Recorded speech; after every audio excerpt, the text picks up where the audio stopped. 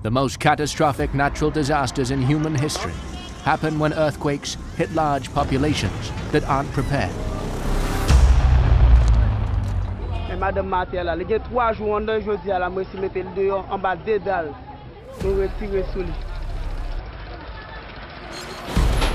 There's mysteries that we may never solve. The one we'd love to solve is predicting the earthquakes.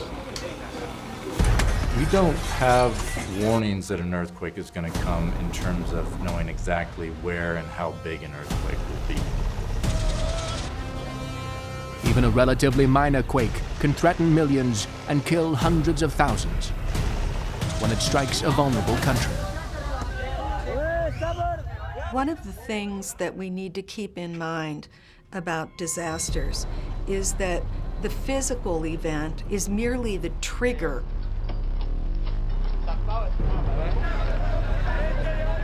By unleashing vicious cycles of tragedy, building collapses, disease outbreaks, landslides, civil unrest, and urban conflict, earthquakes change communities for generations. We can't control nature, but we can control how well prepared we are. Amid the death and devastation, each major earthquake leaves crucial lessons for survival. It often requires a tragedy to bring about change, or to recognize that there is a need to change. What have we learned from living with earthquakes? And how will that help us when our world starts shaking?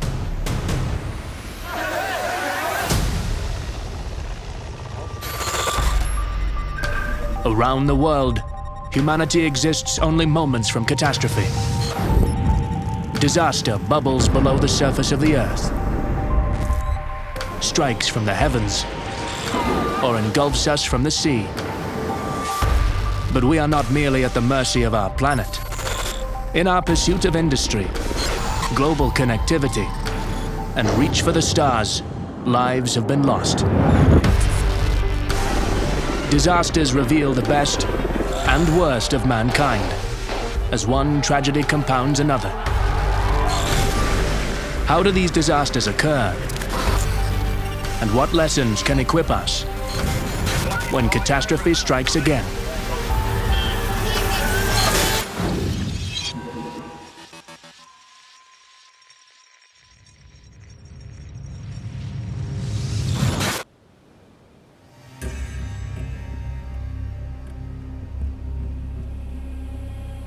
Between North and South America is the Caribbean, a chain of hundreds of islands. One of the largest, Haiti, is the most mountainous Caribbean nation, with a population of more than 10 million people. One of the world's poorest countries, tropical Haiti is no stranger to natural disasters like floods and cyclones.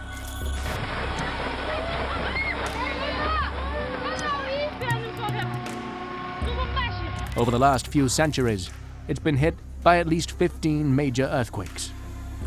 But the one that struck Haiti's capital, Port-au-Prince, on a January afternoon in 2010 has become infamous. Not so much for the size of the earthquake, but for the extreme devastation it caused.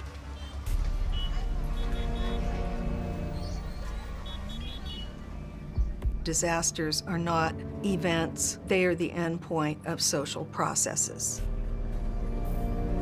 Haiti is unfortunately a real example of how long-term processes that impoverish people, that lead to environmental degradation, that lead to mass migration to urban centers and uncontrolled development. We see this not only in Haiti, but in so many other parts of the developing world. And these processes over time, over decades, maybe even over centuries, lead to the buildup of risk, lead to the disaster that's waiting to happen when a trigger like an earthquake comes along.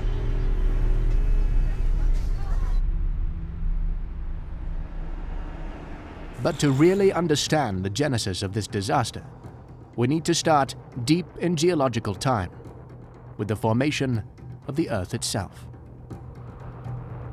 Like the other rocky planets in our solar system, Earth was formed over billions of years as debris, both small and massive, collided and clumped together. Each impact transferred energy in the form of heat, which is still trapped inside the innermost layers of the Earth's core, reinforced by natural radioactivity. This rigid covering on the Earth's surface is broken into a dozen or so major pieces, known as tectonic plates. It breaks into a set of plates that shuffle as the material underneath turns over to let out the heat. They move around and they jostle, they rub against each other, and in some cases they dive beneath each other. Stress builds up on zones of weakness, like at the plate boundaries, but also on faults interior to the plates.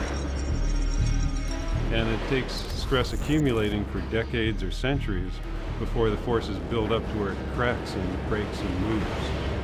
The cracking and breaking of the crust creates faults, of which there are three main types. A normal fault forms when force pulls the crust apart and the hanging wall drops down. A reverse fault, or thrust fault, forms when force pushes the crust together and the hanging wall moves up. And transcurrent, or strike-slip faults move the crust walls horizontally, not up or down. The rupture will then spread over the fault and can spread 1,000 kilometers or more for a really large earthquake.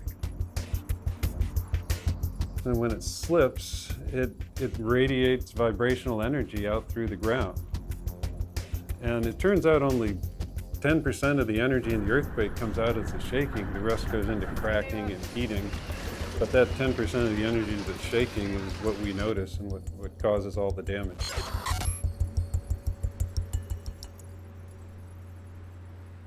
In a sense, we can trace the origin of earthquakes today back to the birth of the solar system. But all that is cold comfort to the people of Haiti, who happen to live on a turbulent shunting yard of tectonic plates. Broad plate tectonics that drove the forces that caused the Haiti earthquake was an interaction between the Caribbean plate and the North American plate. The North American plate actually wraps around the Caribbean plate, and the Caribbean plate moves eastward relative to the North American plate. And when it impinges the North American plate to the east, it actually goes underneath the Caribbean plate. And then to the west, the North American plate and the Caribbean plate actually slide past each other. So the Haiti earthquake happened kind of in a region where both these effects were going on. Parts of the fault have been locked for centuries, accumulating stress. Without warning, they suddenly let go just before 5 in the afternoon on the 12th of January, 2010.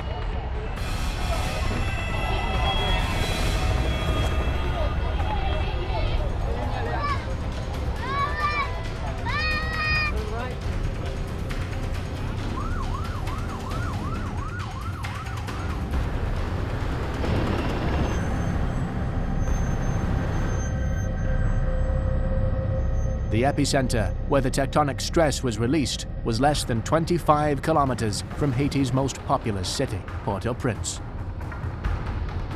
The impact was so devastating that the true death toll may never be known. The estimates range from 80,000 to 330,000, with most people agreeing that it was somewhere in the neighborhood of about 220,000. N'a peine marié avec madame moi. Et madame Maté là, il y a 3 jours en dedans, je dis à la moi si mettre le dehors en bas des dalles. Nous retirer sous lui. The earthquake was a magnitude 7, and it was deadly. What made it deadly was the fact that it was very close to a populated center. There were about 2.4 million people exposed to violent shaking from the Haiti earthquake. What turned this from a disaster into a catastrophe was the fact that those buildings in the region were very brittle and could fall in the earthquake shaking. Within the Caribbean, Most countries there use the Caribbean Uniform Building Code, but not so in Haiti. And so as a result, when they did have that earthquake, you had a very vulnerable building stock, and hence you had the consequences that we saw.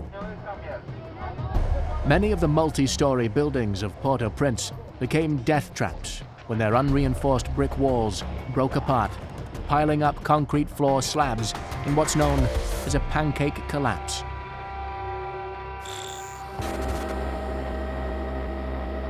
The shaking causes a disintegration of the columns and the walls that are supporting the floors, and then you basically end up with a stack of floor slabs. And in some cases, you can have multi-story buildings be ending up as a great big stack of floor slabs, and you could just imagine the consequences, for people in that building at the time.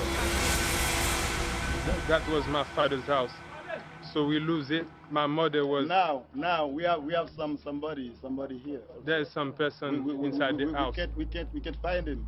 We don't have a loader to take them out. Beyond the immediate aftermath, earthquakes in poor or politically paralyzed countries set off a chain of rolling disasters that can take years or even decades to resolve. Haiti has long been known as the Republic of Non-Governmental Organizations, the Republic of NGOs. International donors provide funding to NGOs as opposed to funding to the government to perform governmental functions. The president is in the airport. Why you don't do nothing for us? We try to ask to help us, at least for the food and water. Y ahora vamos a ver qué hacemos porque no tenemos medicamentos, no tenemos material para trabajar. It's unfortunately the case that in Haiti, there were many people who were barely self-sufficient before the earthquake. And the nature of the damage, the social disruption, and the damage to service delivery systems made the recovery all that harder. We're talking about a disaster where merely removing the debris took years.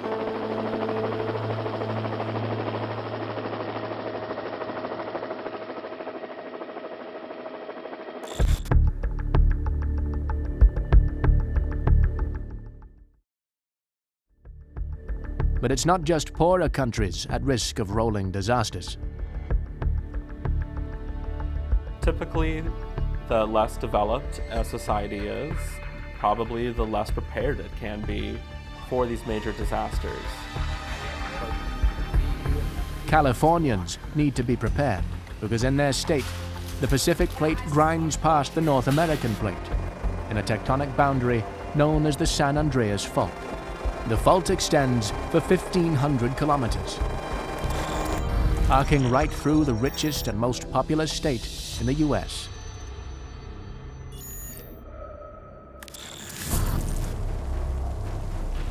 In 1906, the San Andreas Fault was responsible for the destruction of most of San Francisco. Over the last 200 years, California has been hit by about 80 quakes stronger than magnitude 5.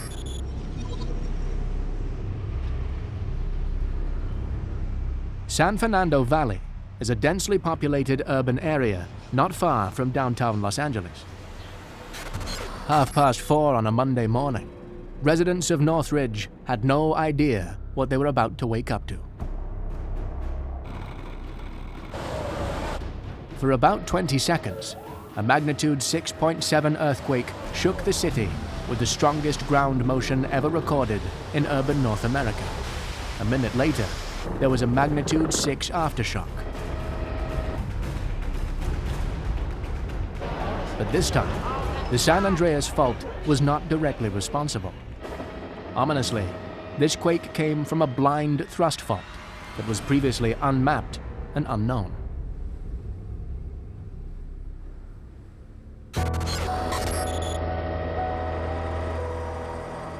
Prepare yourselves! Shut off the gas, shut off electricity, store water in your bathtub. Don't expect services for 72 hours. Northridge had a blind thrust. That meant that the fault that moved didn't break all the way to the surface. That also means we don't know exactly where the fault is in general until it breaks. And so people who were right above the fault had no way of knowing until the earthquake broke. It was pitch black and she wasn't crying and she was still, so we thought she was dead. We're just now starting to get our operating rooms cleaned up. We're still unable to sterilize instruments, so we really can't perform any major surgery. 57 people were killed, some immediately, some within a few days of their injuries, and others from indirect causes, such as stress-induced heart attacks. More than 8,700 people were injured.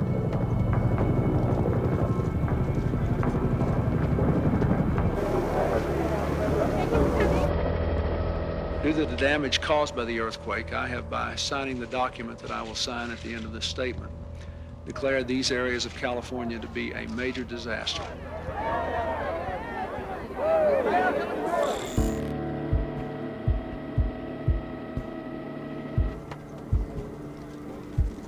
Northridge was a very interesting earthquake from a sociological point of view because it was a major earthquake striking a major U.S. metropolis that was very diverse in terms of race, ethnicity, culture, social class. And it allowed us a window into what future disasters would be like in large urban areas. Apartment blocks, office buildings, and car parks collapsed. 11 hospitals were damaged or left unusable. About 20,000 people were temporarily homeless. We also saw that it's possible for a disaster like the Northridge earthquake to create pockets where damage is so heavy that they temporarily at least become ghost towns. These kinds of effects represent real challenges in terms of recovery because it involves not individual units but entire neighborhoods that need to be recovered. Elevated freeways were smashed and bridges cut. Fortunately, the early hour on a public holiday meant the roads were not packed with traffic at the time.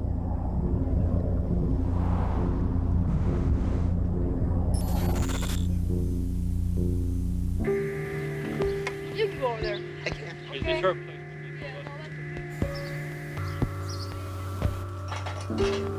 Property damage was estimated to be worth more than $20 billion, making it one of the costliest natural disasters in U.S. history. It's just the effect of shaking Los Angeles with a 6.5 right in the middle of the city.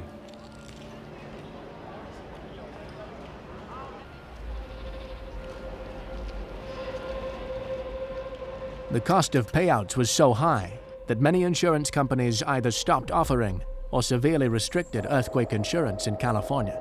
In response, a state authority was established to provide basic insurance. Here you had a very large metropolitan area with many housing units damaged, many public buildings damaged, hospitals damaged, infrastructure such as freeways damaged. So the costs go up where there are lots and lots of valuable assets.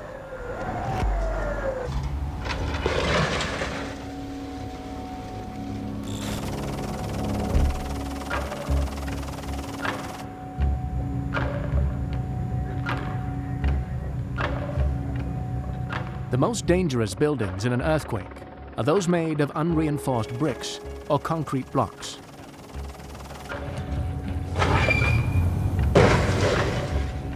We talk about better building regulations, building a better future, but you have the other problem of the legacy of the past. And building regulations are not retrospective. So what do you do with the high-risk elements of your community?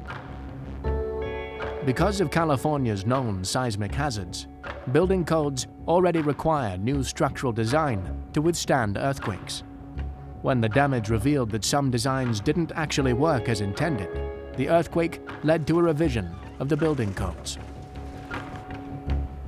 Northridge showed that efforts to mitigate seismically caused damage do work. Los Angeles had started a retrofit program for its old, dangerous buildings. Engineers who looked at buildings that were affected by the Northridge earthquake said that those retrofits really helped. Retrofits which were enacted after the San Fernando quake in 1971.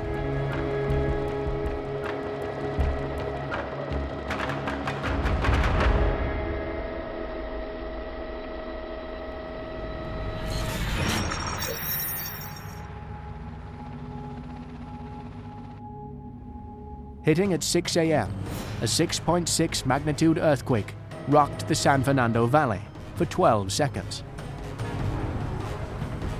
Collapsing highways, hospitals, and homes. The quake had also caused parts of the lower San Fernando Dam to collapse, leaving only a thin dirt wall between it and the 80,000 residents below. Attention all residents. We are evacuating this area immediately. Worried when I saw the first broadcast what was left of the dam. In fear of aftershocks, the valley was evacuated as the dam level was lowered.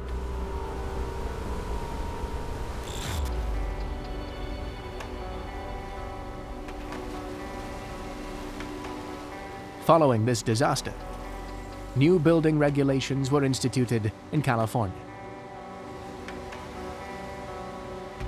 If you contrast, say, the San Fernando earthquake in 1971 to the Northridge one, the lessons from that earthquake are translated into better building regulations. Regulations that proved their worth in 1994, when the Los Angeles Reservoir, a new and improved lower San Fernando Dam, survived unscathed. So if we think of that objective of building resilient structures, tough structures, ones that would protect life in a major earthquake, the Northridge earthquake largely illustrated the effectiveness of building regulations to do that.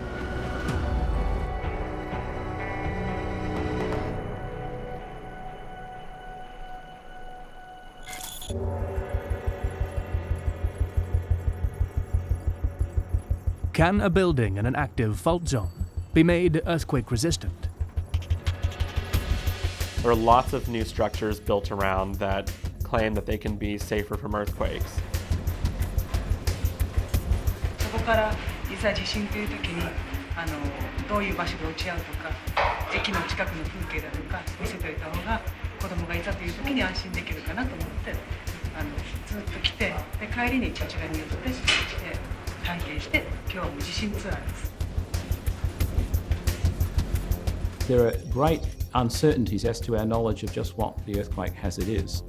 Seismologists go to great lengths to understand what has occurred in the past, their understanding of how earthquake waves propagate through the crust.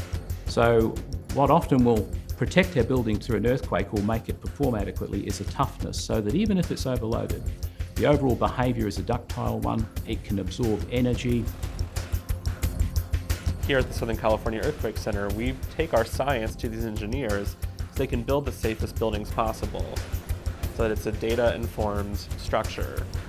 But again, we just won't really know how it's actually going to function until after the next earthquake. It might be so badly damaged at the end that it's an economic decision to demolish it and rebuild, but nevertheless, it's a safe structure.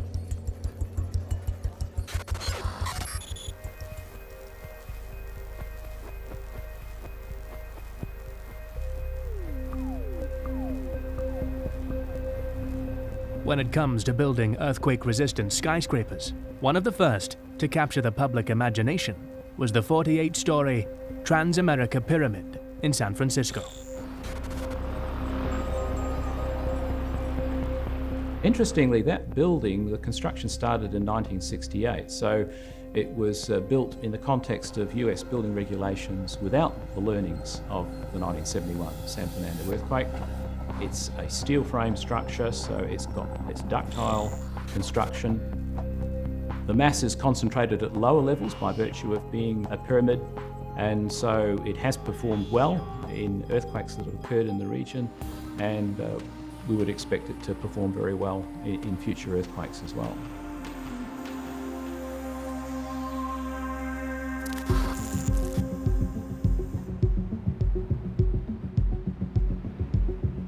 The Wilshire Grand is the tallest building in California. At 73 stories, it has to withstand the swaying and even whiplash caused by the ground movement in earthquakes. It's very slender in one direction for architectural reasons. In designing that building, they tried to keep open, unobstructed floor plans, so that led to a central shear core, which provides a lot of the bracing. But they also used a common technique for those taller structures, which we call outriggers. So at 3 levels, they had an outrigger system that reached out to the exterior columns to provide a stabilizing action as well, to stiffen the structure for wind and earthquake. Like a reed in the wind, it bends in a seismic event. This building is designed to ride out the major credible event in the Los Angeles Basin, which is 8.3 on the San Andreas, coupled with the other local faults.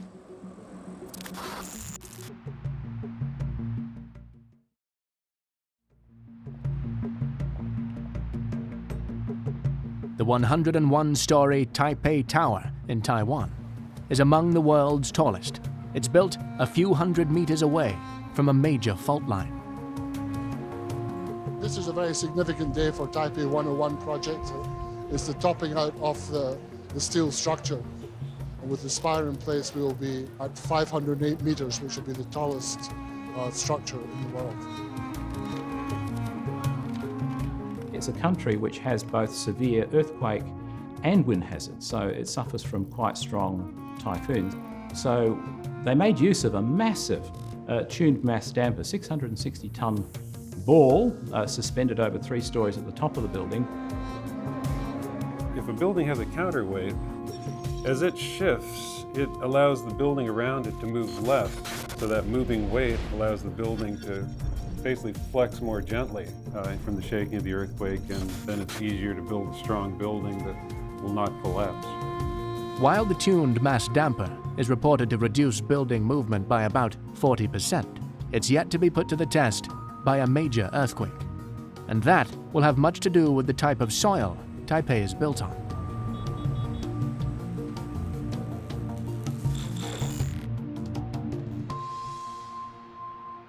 As our buildings grow taller to help accommodate an exploding population, the very land that supports their foundations can exacerbate the effects of an earthquake.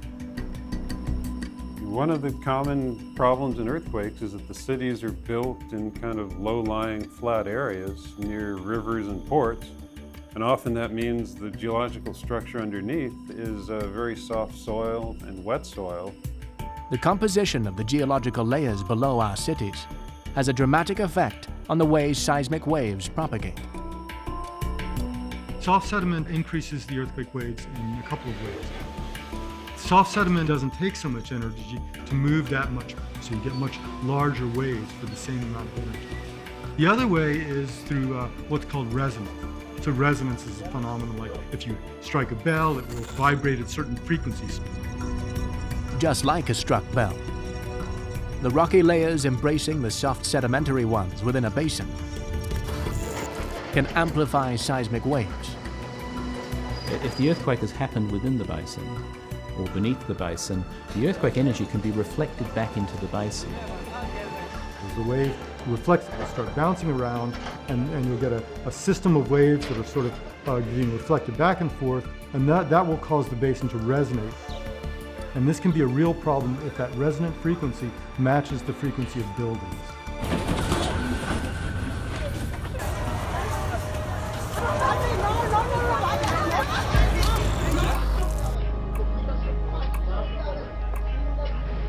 The problem is that when buildings resonate at the same frequency as the seismic waves, they shake themselves to bits.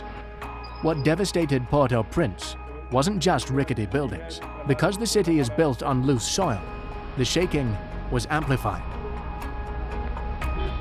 Well, soft sediment is most like a jello on a plate.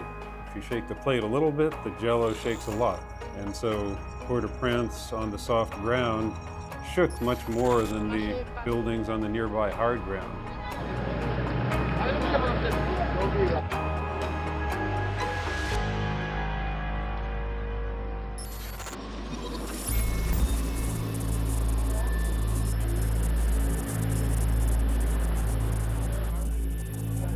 And like the one in Northridge, the Haiti earthquake was also from a blind thrust fault that nobody knew existed. A blind thrust fault is a fault that actually doesn't reach the surface, so you can't see easily where that fault occurs. When that earthquake first occurred, we looked at the maps of fault, we looked at aerial pictures, and there's a large strike-slip fault that runs through southern Haiti. And then we went in afterwards and did surveys and looked at how the ground moved by looking at displacement of corals and GPS measurements, and it became apparent that that wasn't the main culprit. There may have been some movement on that fault, but it was more likely a blind thrust fault off that main strand in Haiti that caused the shaking and caused the damage. And this is not the best news for Haiti because you can have another earthquake on that major surface fault that goes through there.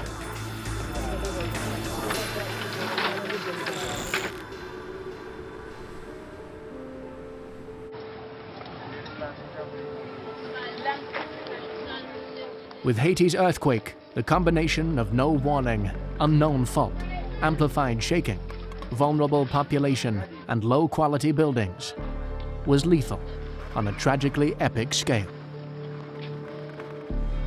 People were, of course, accustomed to living in very substandard conditions, even before the earthquake. But the displacement of people, the breaking of their social ties, their neighborhood ties. Just like, you know, when you sleep in the night, you got one eye open, one eye closed. You didn't even sleep well. The placement of some of the emergency camps was not all that it could have been in terms of access to jobs and transportation. Il n'y a aucune instance concernée, même au niveau de l'État, qui vient passer pour le peuple qui a souffert là. Nous pas gain de l'eau, nous pas gain manger, nous pas gain santé. So there were a lot of additional stressors that people were experiencing that could lead to poor health outcomes.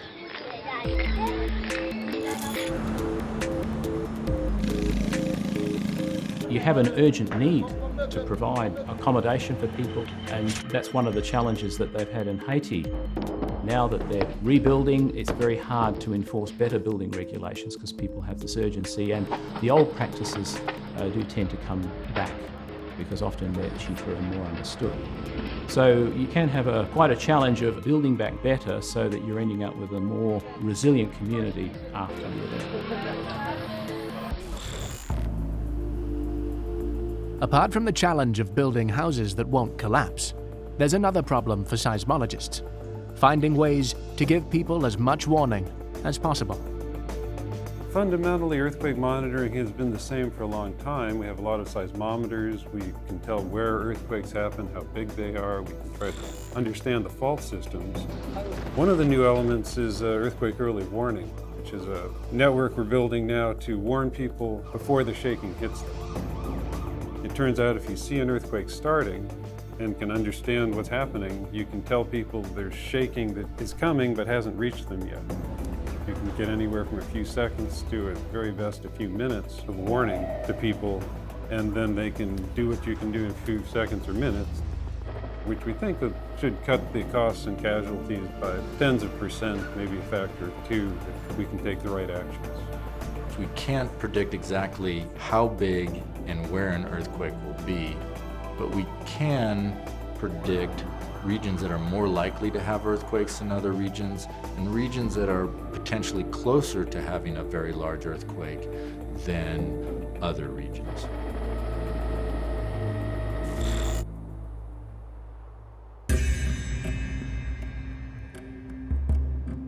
One of those seismic hotspots where earthquakes are likely is the Himalayas. the biggest collision of plate tectonics happening on Earth today. The Himalayas have been formed over millions of years as the Indian subcontinent impinges upon Eurasia. This causes the mountains to rise as the Indian plate subducts beneath the Eurasian plate. The Indian plate doesn't really want to go down. It's composed of light material. It doesn't want to go down beneath the Asian plate.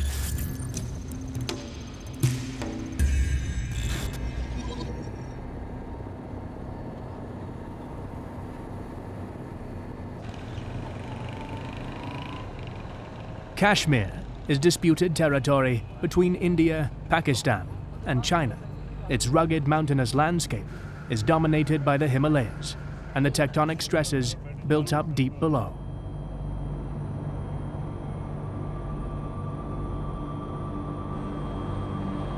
One October morning in 2005, Kashmir was slammed by a magnitude 7.6 earthquake. Unlike the strike-slip quakes in Haiti and Northridge, this was an oblique slip with potentially more deadly ground movement.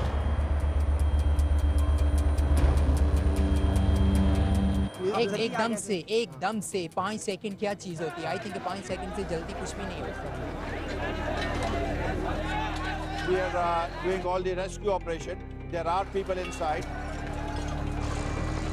The earthquake in Kashmir in 2005 was actually a mix of what we would call a thrust earthquake, one plate riding up over the other, and a strike-slip earthquake, one plate moving sideways. So an oblique earthquake is one that has elements of both. One side's rising, but it's also moving laterally. Kashmir was vulnerable because you had a large population center and you had a number of buildings that could not withstand strong shaking. Additionally, it was a mountainous region, so you can have landslides that can cover entire towns. We could see a lot of hilltops that were shattered. The buildings looked thoroughly disrupted and in many cases collapsed.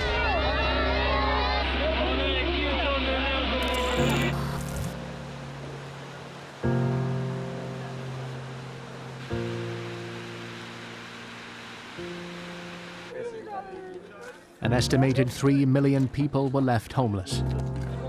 More than 80,000 people perished.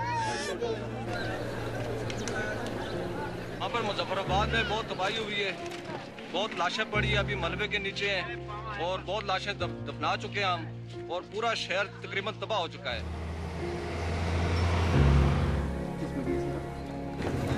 Of those killed, a staggering 19,000 were children. So typically the schools were load-bearing brick walls, quite heavy concrete slabs, often multiple stories, and even the roofs often were concrete slabs as well. So what happened there was the timing was unfortunate because it was during school time, the classrooms were full.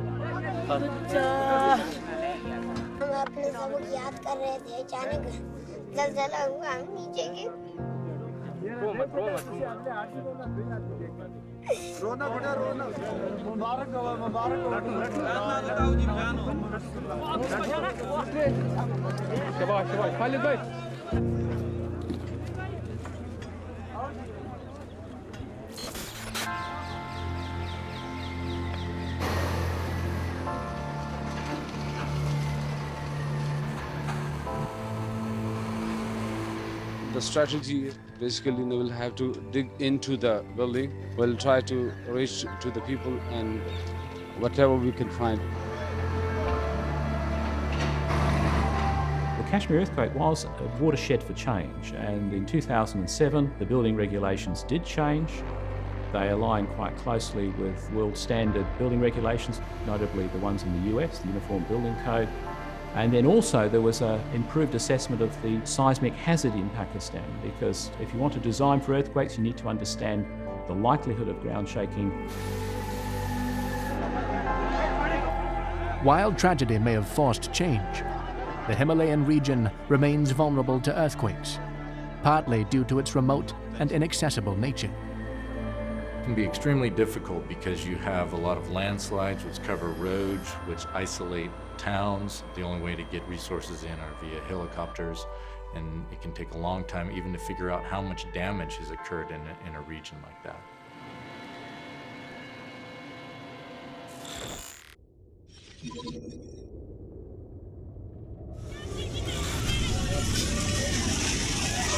Get out here!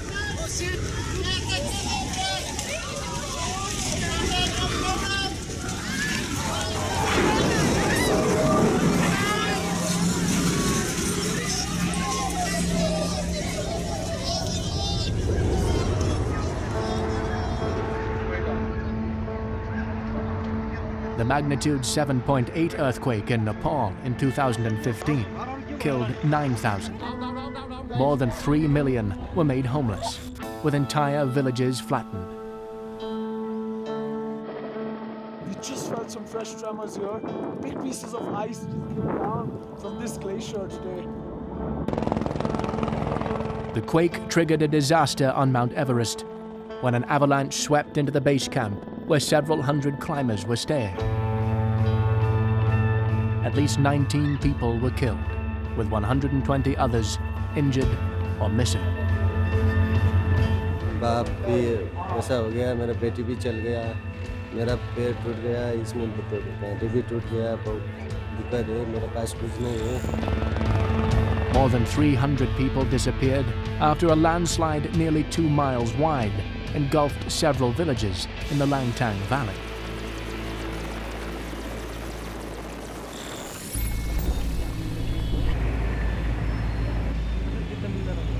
Although hampered by heavy rainfall, landslides, and aftershock, Nepalese soldiers mobilized for search and rescue, managing to find survivors for a week after the earthquake. International teams, French, Polish, American, swung into action to assist. We were told that there's voices heard in a void space. We're going to go out, hopefully locate that victim, and we're going to go ahead and have the rescue squad come in and help extricate that victim out of the hole. 5 days after the quake, there was jubilation as 15-year-old Pemba Tamang was pulled free from the rubble of Kathmandu unharmed. It's what we call an entombment. So he wasn't specifically crushed, but what he was inside of a box with heavy concrete all around him. So we worked side by side with the local teams, and we were there to assist them in getting this victim out. The level of damage was deep and widespread. Many fear that destruction like this could become more common in Nepal.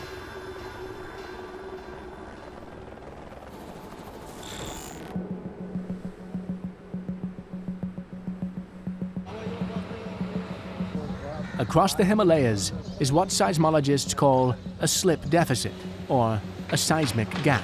Without enough earthquakes to relieve the stress that's known to be accumulating between the tectonic plates, there is the potential that several very large and catastrophic quakes could be unleashed. A growing concern across Nepal. As these plates move past each other, if they're not slipping, stress builds up all along that plate boundary.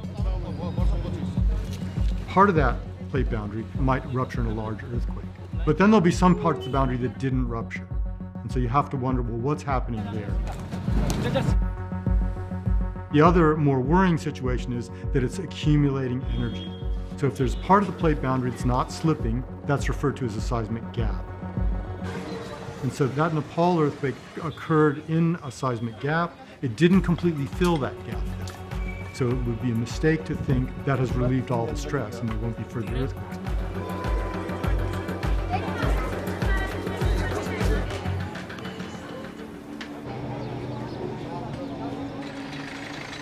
Although Nepal's quake was devastating, earthquakes of that moment magnitude are fairly common. Each year, 14 magnitude 7 earthquakes and at least 1 magnitude 8 occur. But when it comes to rating earthquakes on their strength, what does the moment magnitude scale measure? Before the moment magnitude scale was developed in the 70s, we really relied on the amount of shaking that was observed in an earthquake to determine how big that earthquake is. It's a very simple measurement. But the moment magnitude scale is important because it's proportional to the area of the fault that ruptured in that earthquake and also the amount that fault moved in the earthquake. And so it's a more physical measurement than simply looking at the shaking from the earthquake. Magnitude's a number that's logarithmic, and what that means is every time you step by a magnitude unit, you're increasing the motion by about a factor of 10 and the energy by about a factor of 30.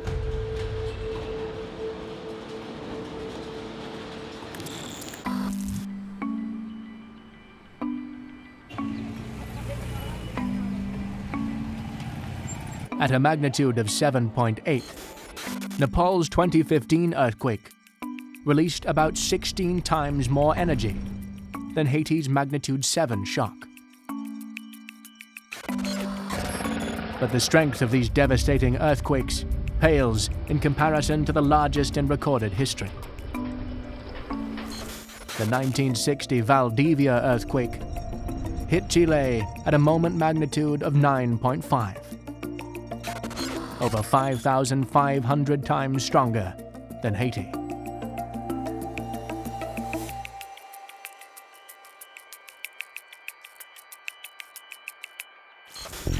But the energy an earthquake releases does not always translate into human devastation.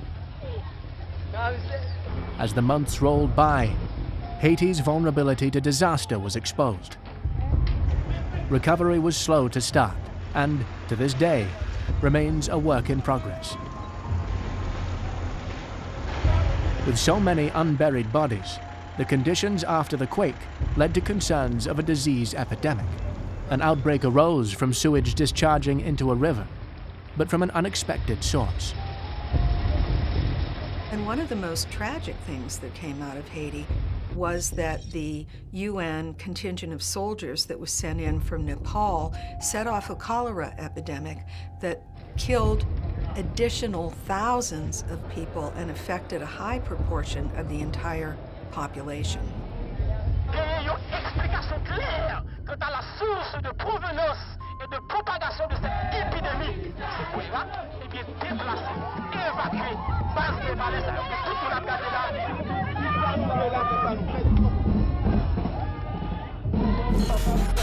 6 years after the outbreak, cholera was still killing around 40 people every month. In 2017, about 800,000 people, 7% of the population, had been infected with cholera, and more than 9,000 Haitians had died.